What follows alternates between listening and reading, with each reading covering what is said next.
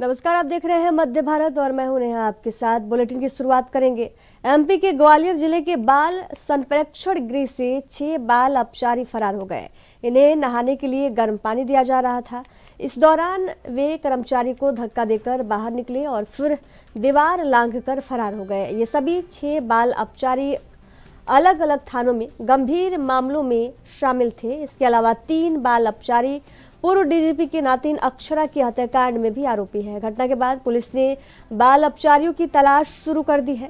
वहीं पूर्व डीजीपी के घर की सुरक्षा भी बढ़ा दी गई है। इससे पहले घटना की सूचना पर पहुंची पुलिस ने पूरे शहर में नाकेबंदी कराई।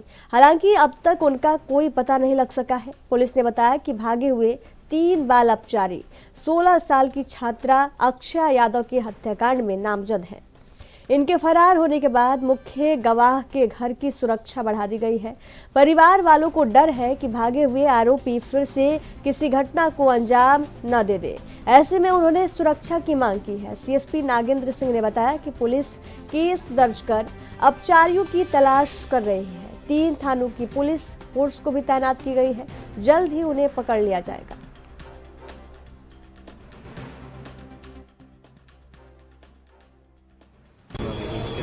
आज सुबह करीब 9-10 बजे पुलिस को सूचना प्राप्त हुई थी कि ग्वालियर में स्थित बाल संप्रेषण गृह से 6 बच्चे फरार हो गए हैं। पुलिस को जानकारी प्राप्त हुई है अभी तक कि बाल संप्रेषण गृह में जो बालक निरुद्ध थे, आज सुबह अपने दैनिक कार्य के लिए 9-10 बजे के लगभग उनका गेट खोला गया था। तभी 6 बच्चे, एक जो कर्मचारी वहाँ पे पदस्थ थे उनका गेट बंद कर दिया उनको, और एक जो होमगार्ड का वहाँ सैनिक था उसको धक्का मारकर दीवार कूद कर चले गए।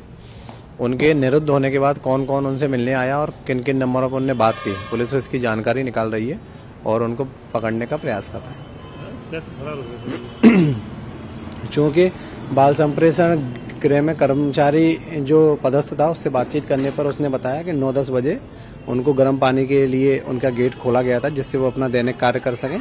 उसी समय उसने किचन में कर्मचारी को बंद किया और गेट का ताला खोलकर भागे। बाहर जो सैनिक पदस्थ जो तैनात था ड्यूटी पर, उसको उन्होंने धक्का मारा और 5-6 फीट की उनकी जो दीवार है उसको वो चढ़ के कूद के भाग गए। क्या अभी कोई लोकेशन अभी तक मिल पाई है? अभी तक चूंकि 2-3 घंटे हुए हैं, पुलिस प्रयास कर रही है। लोकेशन मिलने पर कार्रवाई करेंगे। अपराधी गंभीर मामले में भी अपराधी जी, पूर्व में भी इनके द्वारा एक हत्याकांड में वो आरोपी हैं। पुलिस तस्दीक कर रही है कि क्या उनके संपर्क में, कौन कौन लोगों के संपर्क में और किन किन नंबरों पर इनने बात की है। क्योंकि निरुद्ध अवधि में कौन कौन इनसे मिलने आया है, इसकी जानकारी हम अधीक्षक बाल संप्रेषण गृह से प्राप्त कर रहे हैं। सीसीटीवी फुटेज भी देखे जी, बाल संप्रेषण गृह में जो सीसीटीवी फुटेज लगे हुए हैं वो हमने देखे हैं, तो उनमें पूरा घटनाक्रम कैद है। अब कौन कौन लोग संलिप्त थे और किसकी लापरवाही। छत्तीसगढ़ के उप मुख्यमंत्री विजय शर्मा ने अपने कवर्धा दौरे के दौरान पिछली सरकार के कार्यकाल पर सवाल उठाए हैं। उन्होंने कहा कि पिछली सरकार के दौरान 200 से अधिक प्रधानमंत्री ग्राम सड़क की राशि आने के बाद भी सड़कें नहीं बनवाई गई, उसे किसने रोक रखा था। यही नहीं, उन्होंने पूर्व की कांग्रेस सरकार की मंशा पर सवाल उठाते हुए कहा कि हाउसिंग बोर्ड की जो सड़कें बननी थी वे राशि पड़ी की पड़ी रह गई, लेकिन सड़कें नहीं बनवाई गई। इसके लिए कौन जिम्मेदार है। इसके साथ ही डिप्टी सीएम ने कहा कि ऐसा नहीं है कि मैं केवल आरोप लगा रहा हूं, मैं जो भी कह रहा हूं वे तथ्यों के आधार पर कह रहा हूं, इसमें कोई भी बात निराधार नहीं है।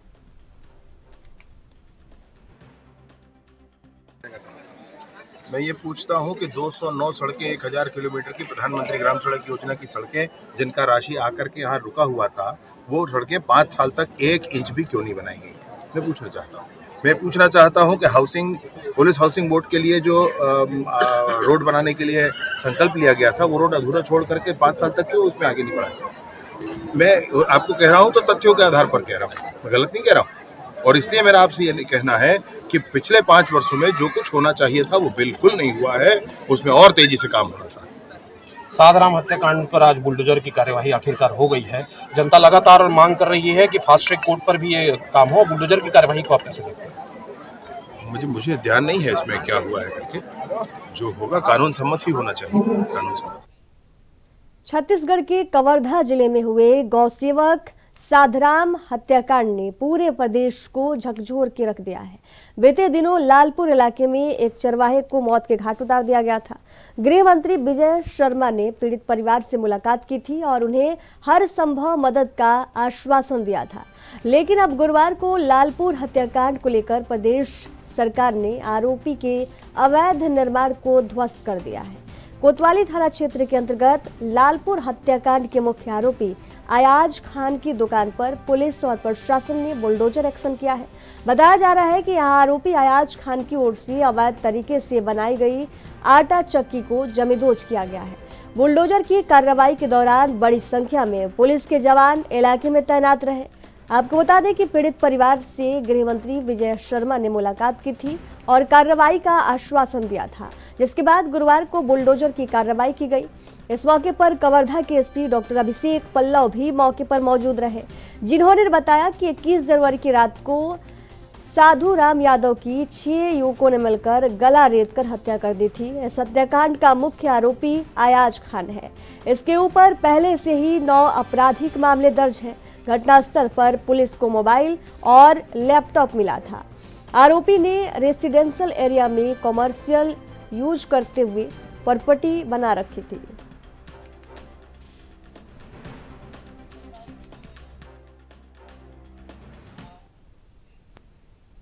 छत्तीसगढ़ के छेरछेरा के मौके पर पूर्व सीएम भूपेश बघेल दूधाधारी मठ पहुंचे और भगवान बालाजी महाराज का दर्शन किया।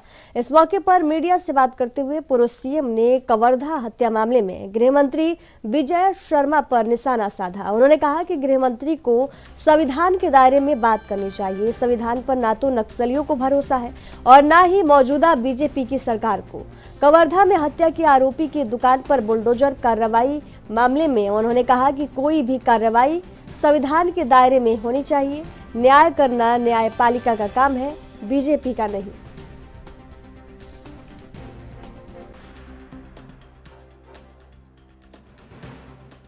देखिए, ये न्यायालय और कार्यपालिका और विधायिका संविधान में 3 व्यवस्थाएं हैं और मैं समझता हूं कि जिसका जो काम है विधायिका को कार्यपालिका पे, कार्यपालिका को न्यायपालिका के कार्यों में हस्तक्षेप नहीं करना चाहिए। यदि आप कोई अपराध घटित होता है तो पुलिस प्रशासन की जिम्मेदारी है उसे गिरफ्तार करे, उसके खिलाफ कड़ी कार्रवाई करे। जो संविधान में, आईपीसी में, सीआरपीसी में जो धाराएं हैं उसको लगाएं। फैसला करने का काम न्यायालय का है। हेमंत बिस्वा शर्मा कह रहे हैं लोकसभा चुनाव के बाद राहुल गांधी की गिरफ्तारी। ये अपने अधिकार क्षेत्र से बाहर जाकर काम कर रहे हैं। इसमें कार्रवाई होगी। यदि पुलिस प्रशासन को निर्देश कैसे दे सकते हैं? पुलिस तो वो जो घटना घटित हुई है उसमें जो धाराएं लगती है उसको लगाया जाता है। ये तो निर्देश दे रहे हैं, इसका मतलब आप हस्तक्षेप कर रहे हैं। असम में राहुल गांधी और अन्य कांग्रेसियों पर हुई एफआईआर पर छत्तीसगढ़ के पूर्व डिप्टी सीएम टीएस सिंहदेव ने प्रतिक्रिया दी है। उन्होंने कहा कि राहुल गांधी देश की बात उठाते हैं तो इस आवाज को कैसे दबाया जाए, उसमें ये सारी प्रक्रियाएं की जा रही हैं। वे अगर देश में कुछ गलत हो रहा है तो वे कुछ भी कहने से पीछे नहीं हटते। इसके साथ ही उन्होंने ममता बनर्जी के अकेले चुनाव लड़ने पर भी प्रतिक्रिया दी।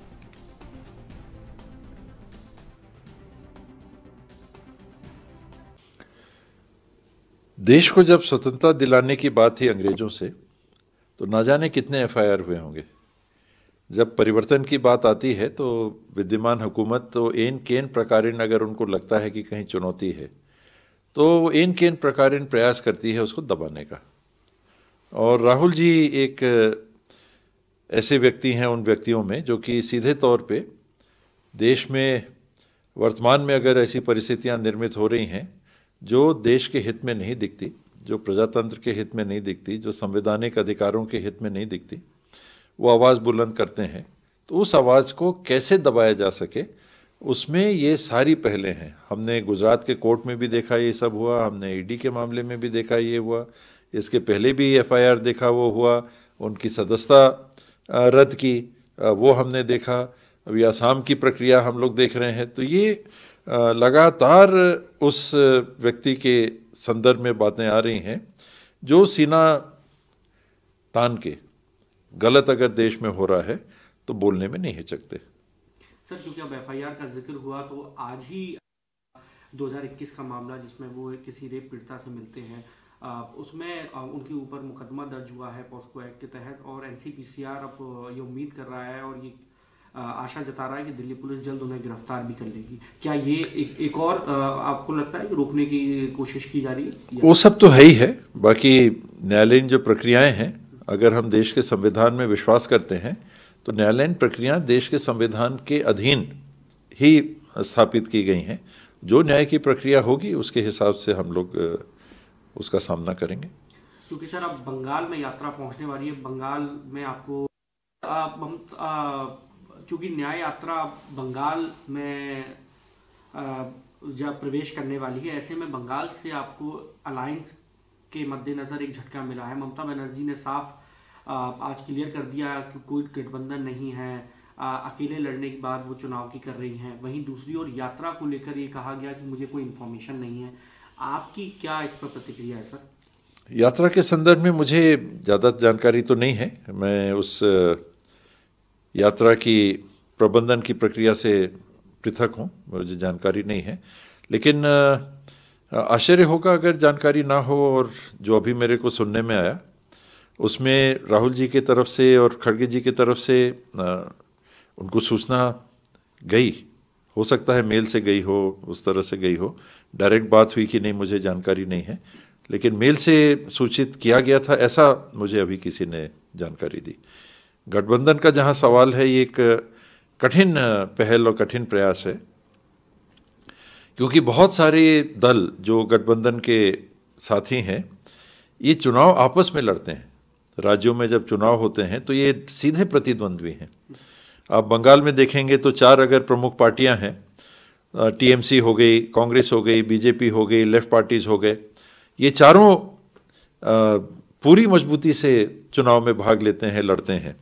अब 3 इसमें से साथ आना चाह रहे हैं, लेफ्ट फ्रंट है, कांग्रेस है और टीएमसी है, तो स्वाभाविक है कि भारतीय जनता पार्टी के प्रदेश अध्यक्ष और सांसद विष्णु दत्त शर्मा ने गुरुवार को हिंदी भवन में युवा मोर्चा की ओर से आयोजित 9 मतदाता सम्मेलन में शामिल होकर संबोधित किया और प्रधानमंत्री नरेंद्र मोदी एवं पार्टी के राष्ट्रीय अध्यक्ष जेपी नड्डा के उद्बोधन का लाइव प्रसारण सुना।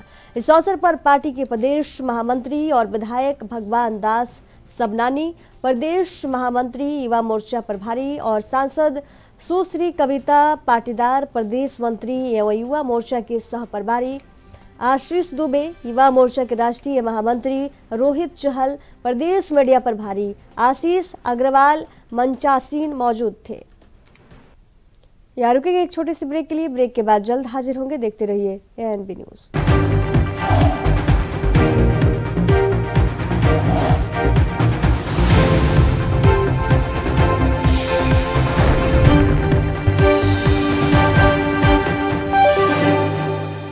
ब्रेक के बाद एक बार फिर से आप सभी का स्वागत है। बढ़ेंगे अगली खबर की ओर। एमपी के उज्जैन जिले में गुरुवार सुबह कुछ लोगों ने सरदार वल्लभ भाई पटेल की प्रतिमा को गिरा दी।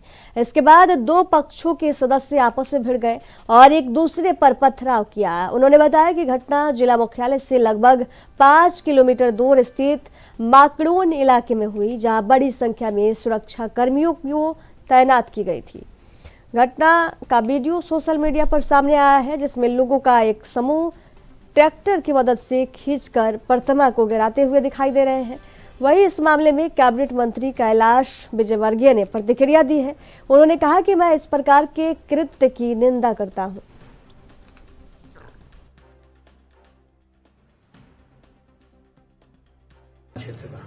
आज सुबह की बात है, माकड़ौन थाना क्षेत्र अंतर्गत कृषि उपज मंडी चौराहा है। यहाँ पे एक महापुरुष की मूर्ति एक समाज के लोगों द्वारा स्थापित की गई थी। दूसरे समाज के लोगों द्वारा इस मूर्ति के साथ में तोड़फोड़ की गई है, जिससे मौके पर विवाद हुआ।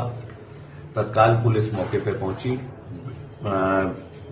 विवादत दोनों पक्षों से जो है बातचीत की जा रही है। स्थिति नियंत्रण में है। जिले से भी वरिष्ठ पुलिस अधिकारी एसपी साहब, कलेक्टर साहब आदि मौके पे हैं। स्थिति नियंत्रण में है। इसमें एक सब इंस्पेक्टर है माकड़ौन थाने के, उनको चोट आई है जिनका उपचार कराया जा रहा है। प्रथम दृष्टया गंभीर लापरवाही पाए जाने पर थाना प्रभारी माकड़ौन को निलंबित किया गया है। मेरे पास डिटेल तो नहीं आई, पर हाँ मुझे जानकारी प्राप्त हुई है। मैं निंदा करता हूँ इस प्रकार के कृत्य की, और मुझे लगता है कि दोनों पक्षों को बिठाकर इसका हल जिला प्रशासन करेगा। दिग्विजय सिंह ने डेमो दिखाया था सर, ईवीएम को लेकर एक डेमो बता रहे हैं, कैसे छेड़छाड़ होती है, एक एक्सपर्ट को लेकर उन्होंने डेमो किया है। देखिए, दिग्विजय सिंह जी को लग गया कि लोकसभा में हार रहे हैं और नहीं जीत सकते, इसलिए अभी से उन्होंने ग्राउंड बनाना चालू कर दिया, बहाना बनाना चालू कर दिया कि हम हार क्यों रहे। तो दिग्विजय सिंह जी बहुत चतुर राजनेता हैं, उनको मालूम है कि उनकी ज़मीन ख़त्म हो गई, तो हवा में बात करो, लोगों को कंफ्यूज करो, बस इसके अलावा कुछ भी नहीं। अच्छा, राहुल गांधी की जो भारत जोड़ो न्याय यात्रा है, पश्चिम बंगाल में पोस्टर लगे कि दीदी अकेले काफ़ी है। नीतीश कुमार कह रहे हैं कि पूर्णिया में वो जो रैली होना है उसमें नहीं जाएंगे, तो इंडिया गठबंधन जो अभी से फिलहाल नजर आने लगा है, मैंने भी हो गया है। ममता बनर्जी ने कहा कि वो अकेले, आम आदमी पार्टी भी अलग हो गई। मैंने तो पहले ही कहा था कि ये जब स्वार्थों का गठबंधन होता है तो कभी भी टिकाऊ नहीं होता। पहली बार मेरी प्रतिक्रिया ये थी, और आज भी मैं कह रहा हूँ, ये स्वार्थियों का गठबंधन था, ये घमंडियों का गठबंधन था, ये कभी भी। छत्तीसगढ़ में लगातार आयकर विभाग की छापेमार कार्रवाई जारी है। वहीं एक बार फिर आईटी की टीम ने दबिश दी है। आईटी की टीम ने राजधानी रायपुर में कारोबारियों के ठिकानों में छापा मारा है। आईटी की दबिश से कारोबारियों में हड़कंप मच गया है। मिली जानकारी के अनुसार आयकर विभाग ने रायपुर में होलसेल, कॉस्मेटिक्स और आर्टिफिशियल ज्वेलरी कारोबारी के ठिकानों पर छापा मारा, जहां बुधवार रात बंजारी रोड पर स्थित केटी कॉम्प्लेक्स में संतोष ज्वेलरी और राहुल ट्रेडर्स पर आईटी की टीम छापेमारी की है। फिलहाल इन ठिकानों में तड़के से आईटी की कार्रवाई जारी है।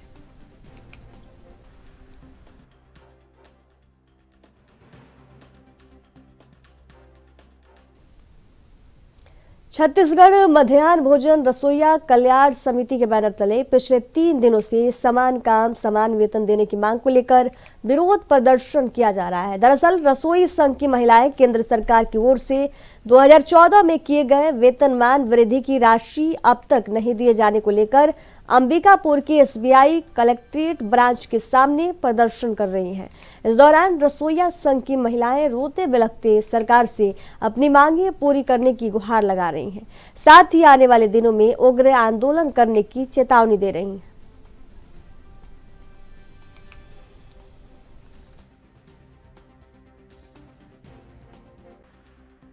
जी, आज 3 दिन से हम लोग यहीं पे धरना पे बैठे हैं।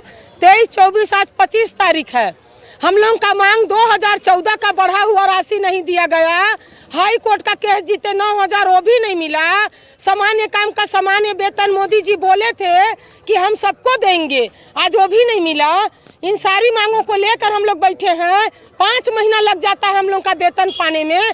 हम लोग का वेतन 2,000 मिलता है। मैं मानती हूँ कि जो अधिकारी हैं, कर्मचारी हैं, कलेक्टर है, जो मंत्री हैं, उनका वेतन हर 2 तारीख 5 तारीख तक आ जाता है, लेकिन 2,000 के लिए सरकार के पास 5 महीना लग जाता है। तो हम इन सारी चीजों को लेकर अगर सरकार के पास बजट नहीं है तो योजना को बंद कर दे या हमें काम का दाम दे। हमें मजदूर दर श्रेणी में घोषित किया गया है, तो हमारे मजदूर दर 18,000 रुपया हमको मिलना चाहिए। अगर मांगे पूरी नहीं होगी तो आगे क्या करेंगे? आगे हम 28 तारीख को तूता मैदान रायपुर में धरना प्रदर्शन, उससे भी मांग पूरा नहीं हुआ तो संसद का घेरावा फरवरी में रखने का पूरा हो चुका है। पूरे भारत में चल सही का होए करत करत आधा समय चल गई, कुछ सुनाई नहीं हुई, ना पैसा बढ़ाई, कांग्रेसों नहीं बढ़ाई। अब मोदी सरकार आया है, मोदी सरकार नहीं बढ़ाई तो तुरंत हरू आप अब नहीं बढ़ाए पैसा। 4 आना में काम करत हुई, 8:30 बजे आवत हुई और फिर 4 बजे जात हुई। ये कौन नियम लागे? ये कौन नियम लागे? हमारे कुत्ता लागी का? जानवर होई का? सारे पसीना पोछ के काम करती अब तुरंत बढ़ाए और जवाब देनी तुरंत निकालब। हाँ, रो रो के विधवा हो के कोई नहीं सहारा, मोर तो अब कोई सहारा नहीं। बाल न बच्चे सब खत्म हो गई, सास ससुर सब खत्म हो गई, काकर भरोसे करी कर लगे ही। अब जैसे आज मिली, काली मिली, आज मिली, अब कोई सुनाई नहीं आ, गरीब कर कोई सुनाई नहीं आ, खाली बड़खवा माला देखा तो हमका बक्सा भरुआ बता। अब हमन के खेत धरना में बैठे हैं हम, भूख के चलते जा देता है 1500 रुपये में क्या होते हैं, कुछ होता है। और मांगता है जितना भाई उतना भी अभी तक नहीं दे रहा है।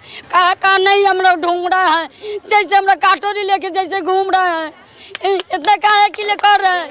कोई हम लोग कोई आदमी नहीं है कि जानो रहा है मोदी के पास, जानो रहा सोच रहा है हम लोग के। आज 2-3 दिन से आए हैं, ठंडा लगने गला फेंटे गया, काम मिल रहा है, कुछ तो नहीं मिल रहा है हम लोग के।